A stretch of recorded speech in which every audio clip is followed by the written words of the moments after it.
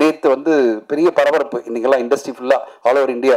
என்னென்னா Malayalam cinema June 1 shut down பண்ண போகிறாங்க. ரிலீஸே பண்ணக்கூடாது, படங்கள் எடுக்கக்கூடாது, படங்கள் தயாரிக்கக்கூடாதுன்னு. 90% 90% படங்கள் மலையாள சினிமாவில் நம்மெல்லாம் பாராட்டுறோம். மலையாள சினிமா சூப்பர் டூப்பராக இருக்குன்னு. அந்த இண்டஸ்ட்ரி சேர்ந்தவங்கெல்லாம் இனிமேல் படம் எடுக்க வேணாம், டிஸ்ட்ரிபியூட் பண்ண வேணாம், அவ்வளோ பெரிய சிக்கல்களை மலையாள சினிமா சந்திச்சுட்டு இருக்கு. 90% படங்கள் தோல்வி அடைஞ்சிட்டு இருக்கு. இவ்வளோ பெரிய தோல்விகளை இந்த இண்டஸ்ட்ரி சமாளிக்க முடியாதுன்னு அவங்க பேசுகிறாங்க. தமிழ் சினிமா கடந்த வருஷம் நாங்கள் வந்து ஒரு புத்தகம் ட்ரேட் கேட் உங்களுக்கு எல்லாம் ஒரு காப்பி கூட வந்திருக்கோம். 93% படங்கள் தோல்வி அடையுது. 7% தான் கடந்த வருஷம் வெற்றி. அப்போது இவ்வளோ பெரிய சேலஞ்சான ஒரு சுச்சுவேஷனில் ஒரு படக்குழு அவங்களுடைய மிகப்பெரிய முயற்சியோட ஒரு படத்தை கொண்டு வராங்க. பெரிய லெவலில் மார்க்கெட் பண்ணி அதை கொண்டு வந்து ரீச் பண்ணணும்னு ட்ரை பண்ணும்போது உங்களால் முடிஞ்ச மேக்ஸிமம் சப்போர்ட் நீங்கள் பண்ணி கொடுக்கணும்னு உங்கள் நேரத்தில் ஷட் டவுன் மாதிரி நாங்கள் வந்து காலிலேருந்து குரூப்பில் நாங்கள் பேசிகிட்டு இருக்கோம். ப்ரொடியூசர் கவுன்சில் எல்லா குரூப்பும் தமிழ் சினிமா வந்து இப்படிப்பட்ட சோதனையான சுச்சுவேஷனில் நம்ம என்ன பண்ண போகிறோம், எப்படி வந்து இதை வந்து அடுத்த கட்டம் கொண்டு போகிறோம் நாங்கள் பேசிகிட்டு இருக்கோம். அதுக்கு அந்த பர்சன்டேஜ் இன்க்ரீஸ் பண்ணணும், சக்ஸஸ் ரேட் இன்க்ரீஸ் பண்ணணும் அப்படின்னா உங்களுடைய ஆதரவும் உங்களுடைய துணையும் தேவைப்படுது. ஊடக நண்பர்கள் எல்லோரும் அதை கோரிக்கையாக வைக்கிறேன். சார், படத்தோட ட்ரெய்லரில் காதலை பற்றி பேசும்போது இப்போ உள்ள ஆட்களுக்கு ஏதோ காமம் தான் முக்கியம் அப்படிங்கிற மாதிரி ஒரு வரி வருது. 2K கிட்ஸ்லாம் அப்படி தான் இருக்காங்களா? என்ன சொல்ல வரீங்க இந்த படத்தில்? இல்லை, அப்படி அந்த ட்ரெய்லரில் வரல. காதல் வர்றதுக்கு முன்னாடி ஒரு ஹியூமனாக காமம் தான் ஃபஸ்ட்டு வரும். அது ஆதாம் ஏவாள் காலத்துலேருந்தே அதுதான். ஸோ அதுதான் நெகட்டிவ் ப்ளஸ் பாசிட்டிவ்ங்கிறதே. அதைத்தான் இந்த கதையில் சொல்கிறோம். இந்த உலகம் பார்க்குற மாதிரி எங்களை எதுக்கு வாழ சொல்கிறீங்க, நாங்கள் ஃப்ரெண்ட்ஸ் அப்படிங்கிறது அவன் சொல்லுவான். அஸ் எ ஹீரோவுடைய டாக்கே வந்து ஒரு இத்தனை வருஷம் அவன் கூட பழகுற எந்த மொமெண்ட்லேயுமே அப்படி ஒரு தாட்டே வந்தது கிடையாது. எந்த பொண்ணாக இருந்தாலும் காதல், ஒரு பொண்ணு மேலே காதல் வர்றதுக்கு முன்னாடி ஒரு க்ரஸ்ஸோ ஒரு காமமோ அது வந்து அது வந்து நீங்கள் க்ரஸ்ன்னு சொல்லலாம். அது உண்மையான வார்த்தை, அது காமம் தான். காமத்துக்கு அப்புறம் தான் காதல் வரும், காமத்துக்கு அப்புறம் தான் கல்யாணம் நடக்கும். அதான் சார். சுசி சார், இப்போது 2K லவ் அப்படின்னா இப்போ அட்வான்ஸாக போயிட்டானுங்க. முன்னெல்லாம் வந்து பார்க்கறது அகத்தின் சார் இவர் சாலமன் சார் சொன்ன மாதிரி தான், பார்க்காமே காதல் இருந்தது. அதுக்கப்புறம் கொஞ்சம் பார்த்தாங்க, தள்ளி தள்ளி கையை காட்டினாங்க. இப்போது பார்த்த உடனே பைக்கில் கூப்பிட்டு போயிட்டே இருந்துறானுங்க. இதுக்கு நடுவில் பாய் பேசின்னு ஒருத்தன் வரான். பார்த்தோன்னே நீங்கள் கூட்டிகிட்டு போனீங்களா? இப்போ 2K பார்த்தோன்னே நீங்கள் கூட்டிகிட்டு போனீங்களா? அப்படிலாம் யாராவது வர்றாங்களா? அப்படிலாம் 2K கிட்ஸை பத்தி நெகட்டிவா சொல்லாதீங்க. நான் ஒத்துக்க மாட்டேன். நான் நெகட்டிவா சொல்லல, அடுத்த செகண்டே பிக்கப் ஆயிடுது. அப்படிலாம் பிக்கப் ஆக வாய்ப்பே இல்லை சார். என்ன சார், பசங்களை பின்னாடி பாருங்க சார். அவனுங்களாம் வந்து பசங்க குமுறது தெரியும் சார். பின்னாடி 90s நிறைய பேர் இருந்தாங்கன்னா எல்லாருக்கும் தெரியும். கல்யாணமே ஆகல, அட்லீஸ்ட் ஒரு நாளாவது தேவைப்படும் சார். அததான் சார், பார்த்த உடனே கூட்டிட்டு போறாங்கன்னு இல்ல. இதுக்கு நடுவுல பாய் பேசின்னு ஒருத்தன் வரான். அந்த மாதிரியான கான்செப்ட் 2Kல இருக்கும். இல்ல இல்ல இல்ல, அந்த மாதிரி 2Kல இல்லை. இன்னொரு இந்த பாய் பெஸ்டி நீங்க சொல்லக்கூடிய சின்ன சின்ன வார்த்தைகள்லாம் அந்த காலத்துல இருந்து இருக்குது. அதுக்கு நம்ம பேர் வைக்காம இருந்தோம். கள்ளக்காதல்னு இருந்துச்சு, ஓகேங்களா? எல்லாத்துக்குமே ஒரு ஒரு பேரை இப்போ வச்சிருக்காங்க, அவ்வளோதான். எல்லா காலகட்டத்திலையும் எல்லா விதமான உறவுகளும் இருந்துகிட்டே இருந்திருக்குது. இப்போ அதுக்கு நமக்கு பேர் வச்சு அதுக்கு ஒரு அடையாளப்படுத்தி இப்போ நமக்கு மீடியா பவர்ஃபுல்லாக இருக்கிறதுனால இந்த 2K ஜென்ரேஷன் பசங்க மட்டும்தான் வந்து ரொம்ப வந்து கெட்டு போன மாதிரியான ஒரு பிம்பத்தை உருவாக்கி இருக்கோம். இன்னொன்று எல்லா காலம் 80 இருக்கட்டும் 90 இருக்கட்டும், நான் 96 நான்லாம் வந்து டிவி பார்த்தே கெட்டு போறியாடான்னு அம்மா திட்டுவாங்க. ஸோ டிவி பார்க்குறது அவ்வளோ பெரிய குற்றமாக இருந்துச்சு. அது மாதிரி இப்போ வந்து மொபைல் பார்க்குறானுங்க, மொபைல் பார்த்து கெட்டு போகிறானுங்க, மொபைலை தவிர வேறு எதையும் பார்க்க மாட்டேங்கிறானுங்க அப்படின்னு ஒரு குற்றச்சாட்டு இருக்குது. நான் என்னென்ன சொல்கிறேன்னா, எல்லா காலகட்டத்திலையும் பாசிட்டிவான பக்கங்கள் இருந்துட்டு தான் இருக்குது. பாசிட்டிவாகவும் வாழ்ந்துட்டு இருக்காங்க. மொத்த பேரும் நெகட்டிவாக வாழ்ந்துட்டு இருக்காங்கன்னு நம்ம வந்து மொத்த பேரையும் ரவுண்ட் பண்ண வேண்டாம். பாசிட்டிவான விஷயங்களை முடிஞ்ச வரைக்கும் நம்ம இந்த சமுதாயத்துக்கும் இந்த இளைஞர்களுக்கும் சொல்லுவோம் தான் இந்த 2K கிட்ஸில் இருக்கக்கூடிய பாசிட்டிவான மனிதர்களை பதிவு பண்ணியிருக்கேன். சார், நீங்கள் வந்து புதுமுகங்களை வந்து அறிமுகப்படுத்துறதுல ரொம்ப எக்ஸ்பர்ட்டாக இருக்கீங்க. ஏன்னா வெண்ணிலா கபடிக்குள்ள அவங்க எல்லாம் வந்துட்டாங்க. ஆனால் இன்னொரு பக்கம் பார்க்க போனால் பெரிய ஹீரோக்களுடைய டேட் கிடைக்கலையா? ஒருவேளை அவங்க வந்து இந்த மாதிரியான இதெல்லாம் நடிக்க மாட்டேன் அப்படின்னு சொல்கிறாங்களா? அதனால தான் நீங்கள் புதுமுகங்களை தேடி இது பண்ணுறீங்களா? இல்லை, நான் வந்து பாயமொழி கதை மட்டும் பாண்டி நாடு ஹிட்டுக்கு அப்புறம் விஷால் ரொம்ப வந்து என்கிட்ட வந்து ரெக்வஸ்ட் பண்ணி கேட்டதுக்காக நான் வந்து பாயமொழி கதை வந்து விஷாலுக்காக எழுதினேன், ஓகேங்களா? அதுக்கப்புறம் நான் பண்ணின இந்த 18 திரைப்படங்களும் ஹீரோவை மைண்டில் வைக்கவே மாட்டேன். ஃபஸ்ட்டு கதை எழுதிட்டு தான் அப்புறம் ஹீரோ செலக்ட் பண்ணுவேன். ஸோ கதை எழுதி முடித்ததுக்கப்புறம் இந்த படத்தை வந்து ஒரு கரெக்டான ஒரு யங்ஸ்டர்ஸ் பண்ணாதான் நல்லாயிருக்கும். ஏன்னா இது வந்து ஒரு காலேஜ் முடிச்சுட்டு ஒரு அப்போ தான் அந்த ஒரு 2K ப்ரீ வெட்டிங் ஏஜென்சி நடத்திட்டு இருக்கக்கூடிய ஒரு பசங்களோட லைஃப். அதனால ஹீரோ இந்த படத்துக்கு செட் ஆக மாட்டா, அப்படி பெரிய ஹீரோக்கள் யாரும் செட் ஆக மாட்டாங்க. ஸோ ஜெயவி ரொம்ப கரெக்டாக இருப்பான்னு தோணுச்சு, அதனால பண்ணேன். சார் இப்போ வந்து சோஷியல் மீடியாவில் வந்து கொஸ்டின் கேட்குறவனு தனியாக முன்னாடி ஒதுக்கிட்டாரா சதீஷ்? சார் இடம் இல்லை சார், நான் இங்கே வரேன் சார். 2K கிட்ஸ் இப்போ வந்து சோஷியல் மீடியா பார்த்தீங்கன்னா 2K கிட்ஸ் 80 கிட்ஸ் 90 கிட்ஸ் சரிங்களா, அவங்க 2 பேருக்குமே ஒரு 2 பேருக்குமே வந்து பெரிய பிரச்சனை போயிட்டு இருக்கு. நீங்கள் வந்து லவ் பண்ணுறீங்களா, நாங்கள் லவ் பண்ணுறோமா, யார் ஃபர்ஸ்ட்டு கல்யாணம் பண்ணுறான்னு சொல்லிட்டு ஒரு விஷயம் போயிட்டு இருக்கு. இப்போ வந்து நீங்கள் 2K படம் எடுத்திருக்கீங்க. ஸோ 80 கிட்ஸ்க்குலாம் வந்து இது வந்து ஏற்றுப்பாங்களா? 80s 90s ஏற்றுக்குவாங்களான்னு கேட்குறீங்களா?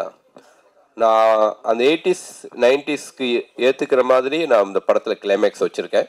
இந்த படமே 2K கிட்ஸுக்கு பற்றின லைஃபு. ஆனால் இந்த படம் யாருக்கான படம் அப்படின்னா 80s 90s ஓட பேரண்ட்ஸுக்கான திரைப்படம் இது. அதான் 2K பசங்களுடைய லைஃப், அவங்களுடைய லைஃப்பை பதிவு பண்ணியிருக்கேன். சார் வணக்கம், நான் ராதா பாண்டியன் சொல்கிறேன். வணக்கம்ண்ணே. சார் நிறைய க்ரைம் சப்ஜெக்ட்டு, பேய் சப்ஜெக்ட்டு, கொலை வெட்டு குத்துன்றப்ப இந்த கதையை எப்படி நீங்கள் செலக்ட் பண்ணி இது சார் டைரக்ட் பண்ண முயற்சி பண்ணுறீங்க? இல்லைண்ணே, நான் உங்களுக்கு தெரியாது ஒன்றும் கிடையாது. நான் ஆக்ஷன் படம் பண்ணிகிட்டே இருந்தால் கூட பேரெல்லாம் இந்த மாதிரியான சினிமாக்கள் பண்ணிடுவேன். வெண்ணிலா கபடி குழு, அதனால் கதை, ஜீவா, ஒரு ப்ளசண்ட்டான படங்கள் பண்ணிகிட்டே தான் இருப்பேன். ஸோ அப்படி ப்ளசண்ட்டான கதைகள் தான் வந்து நமக்கே ஒரு பாசிட்டிவான எனர்ஜியை கொடுக்கும். அதனால் இன்னமும் இது மாதிரி பாசிட்டிவான திரைப்படங்கள் பண்ணுறதுக்கு நான் ரெடியாக இருக்கேன். நிச்சயமாக தொடர்ந்து பண்ணுவேனே. இந்த படத்தில் வந்து இப்போதுள்ள பெண்கள் ஆண்கள் பழகிறத பற்றி முக்கியத்துவம் கொடுத்து எடுத்துருக்கீங்களா? ஆமாண்ணே. அது என்ன எப்படி முக்கியத்துவம் கொடுத்து எடுத்துருக்கேன்? ஒரு கதையில் சொல்லுங்கள். அதை அதான் இப்போ இருக்கக்கூடிய ஒரு பையனும் பொண்ணும் எவ்வளோ அழகான நட்போட வாழ்கிறாங்கன்னு சொல்லியிருக்கேனே. ஓகே, தேங்க்யூண்ணே.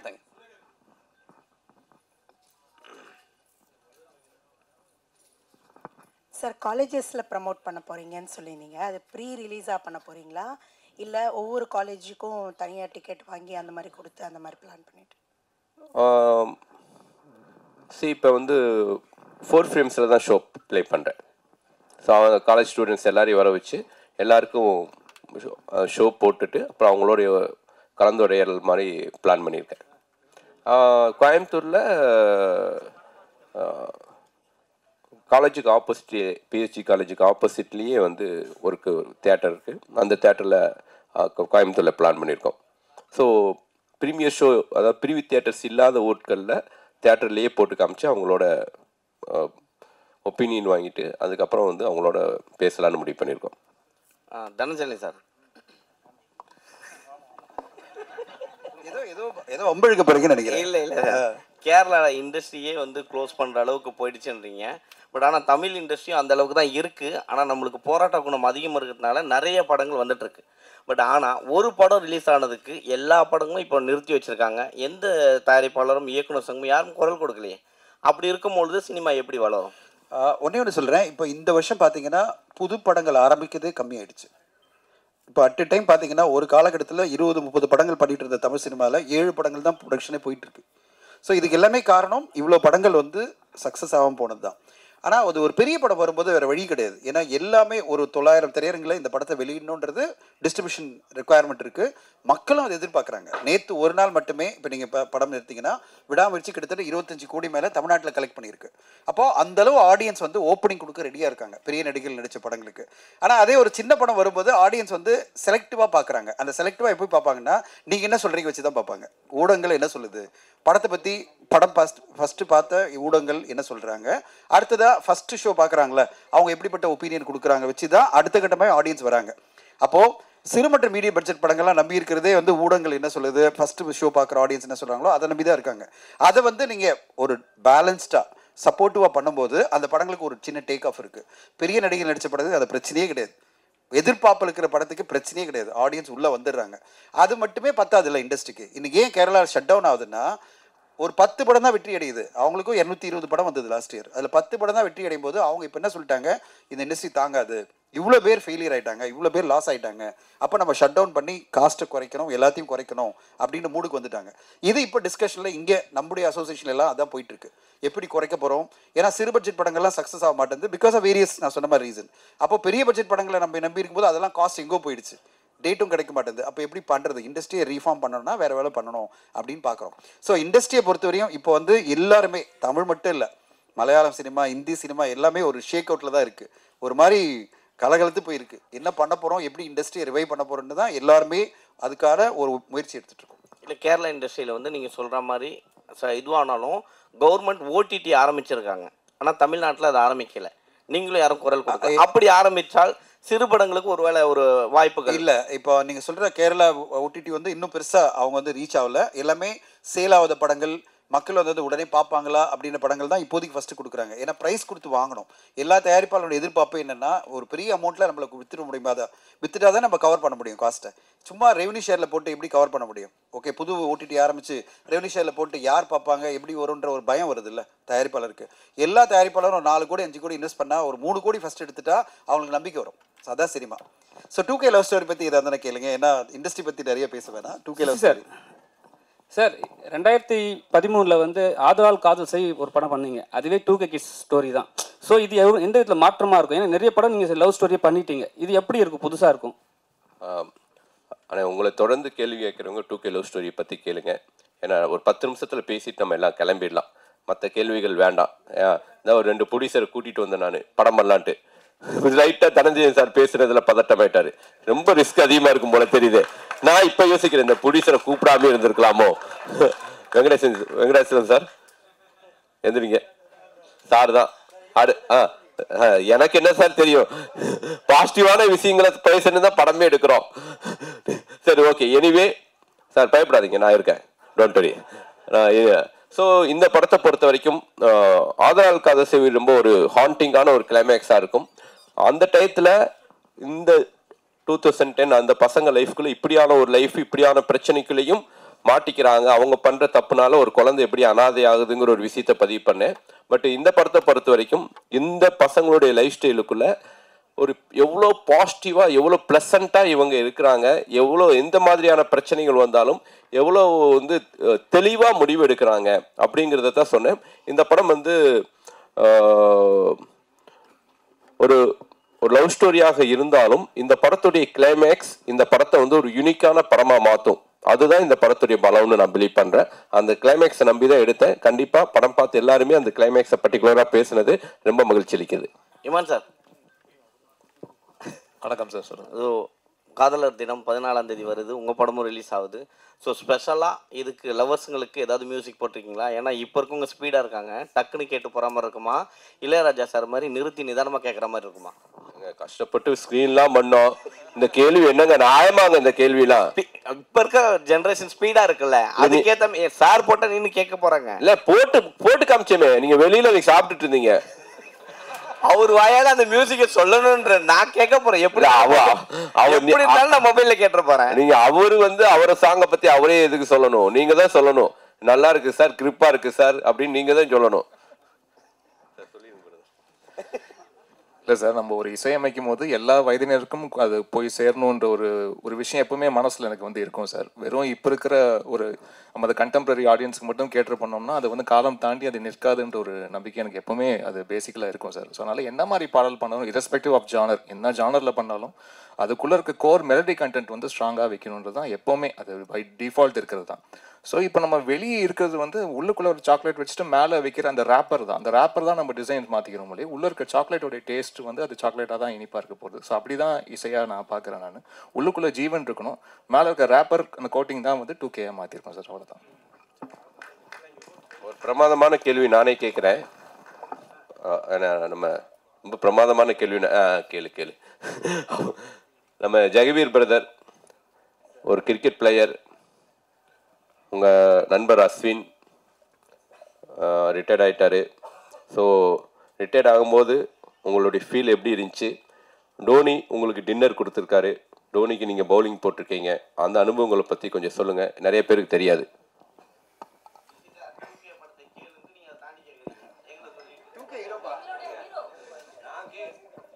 ஹீரோ யாரு அப்படின்னு உங்களுக்கு தெரியணும்.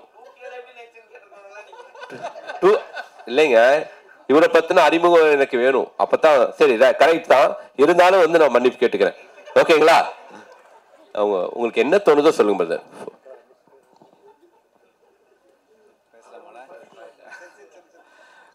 கடவுளுக்கு நன்றி, வந்திருக்கும் பிரசன்ட் மீடியாவுக்கு மிக்க நன்றி.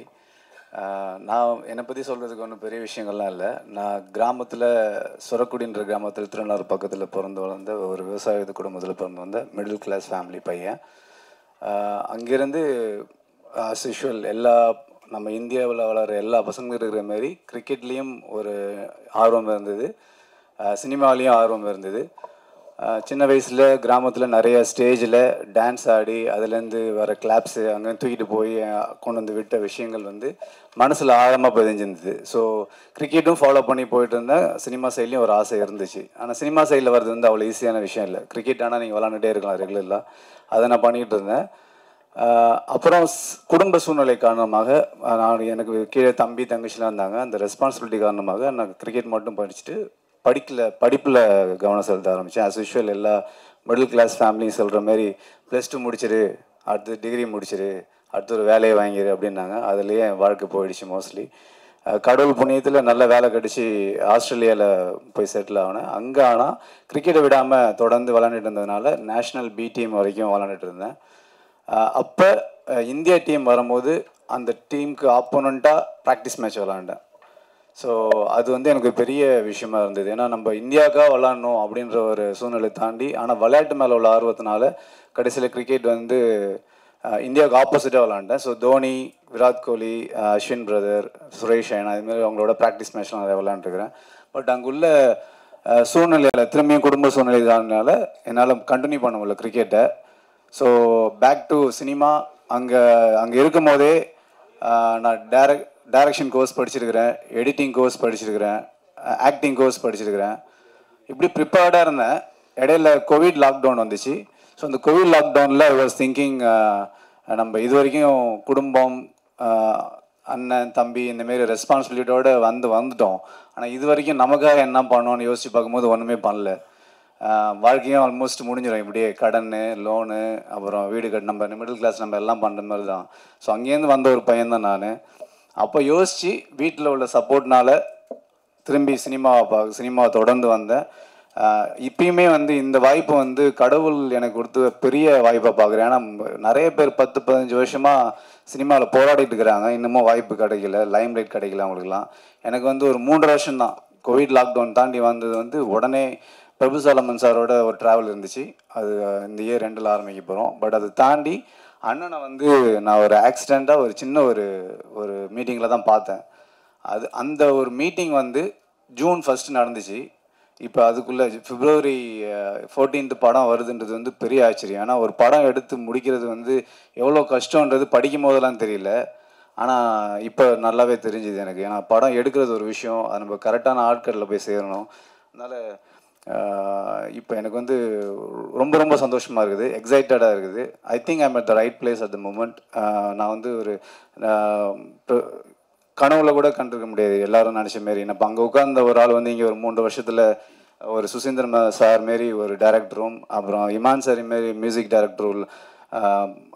டைரக்டர் பண்ணி அது அவங்க மூலியமாக லான்ச் ஆகிறது வந்து எத்தனை பேருக்கு இப்படி ஒரு வாய்ப்பு கிடைக்குன்னு கிடைக்கல தெரியல. ஸோ அந்த வாய்ப்புக்கு மிக மிக நன்றி. வேறு என்ன சொல்கிறது, ஒரு 1-2 பாசிட்டிவ் பர்சனோடு இருக்கும்போது நம்ம 3ஆவதாக ஒரு பாசிட்டிவ் பர்சனாக ஆகும், அதுக்கான வாய்ப்புகள் அதிகம். ஸோ அப்படி பார்க்கும்போது இந்த படம் ஃபுல்லாகவே எல்லாருமே பாசிட்டிவ். படமும் நல்லா பாசிட்டிவாக சூப்பராக எனர்ஜெட்டிக்காக வந்திருக்கு. அதை தாண்டி அதை கரெக்டாக கொண்டு போய் சேர்க்கறதுக்கு இன்னொரு சூப்பர் பாசிட்டிவ் பர்சன் வேணும். அதுக்கு தான் தனஞ்சயன் சார் வந்தார். ஸோ அதோட ரிஃப்ளெக்ஷன் இப்போ நம்ம பார்க்கலாம். நம்ம கடைன்னு இப்போ நிறைய ப்ரொமோஷன் மீடியாஸ் எங்கே இப்போ தான் நடந்துகிட்ருக்குது. ஸோ எனக்கு ரொம்ப நம்பிக்கை இருக்குது. இந்த படம் வந்து பிரபு சாலமன் சார் சொன்ன மாரி நட்புக்கும் கற்பு இருக்குது அப்படின்றது தான் ஒன்லைனர். இதை நீங்கள் பார்த்துட்டு கண்டிப்பாக சொல்லுங்கள், தரவாக என்ஜாய் பண்ணுவீங்க. எல்லாருமே ஃபஸ்ட்டு படம் மாரி இல்லாமல் நல்லா நடிச்சிருக்கிறாங்க. ஓல் யூனிட்டே இதில் பாசிட்டிவாக இருந்ததுனால படமும் பாசிட்டிவாக பிஸியாக வந்திருக்கு. ஏதாவது தவறாக சொல்லியிருந்தால் மன்னிச்சிருங்க. நன்றி. ஆக்சுவலி கிரிக்கெட் பிளேயர்லேருந்து எப்படி 2K லவ் ஸ்டோரி ஹீரோ ஆனேன்னு கேட்டிருக்கணும் கொஸ்டின். அப்படி வந்து கொஸ்டினை கனெக்ட் பண்ணியிருக்கணும். ஸோ என்னுடைய கதாநாயகிட்ட ஏதாவது கான்ட்ரவர்சியான கேள்விகள்? சரி, ஓகே மீனாட்சி, இது உங்களுடைய தேர்ட் ஃபிலிம். எனிவே இது வந்து ஒரு 2K கிட்டா நீ இந்த படத்தில் நடிச்சிருக்க. இந்த படம் பார்த்து முடிச்சதுக்கப்புறம் என்ன ஃபீல் பண்ணீங்க? எல்லாருக்கும் வணக்கம். முதல்ல சார் வந்து கதை சொல்லும்போது கதை சொல்லி முடிச்சிட்டாரு. சார் கதை பேர் என்ன சார் அப்படின்னு கேட்டேன். 2K லவ் ஸ்டோரி அப்படின்னாரு. சார் உங்கள் கதை தானா சார்? எப்படி சார் உங்ககிட்ட இருந்து ஒரு ஏன்னா ரொம்ப ப்ரீஸியாக எனக்கு ரொம்ப கனெக்ட் பண்ண சார். சார் நீங்கள் தானே சார் கான்ட்ரவர்சி கேட்டீங்க?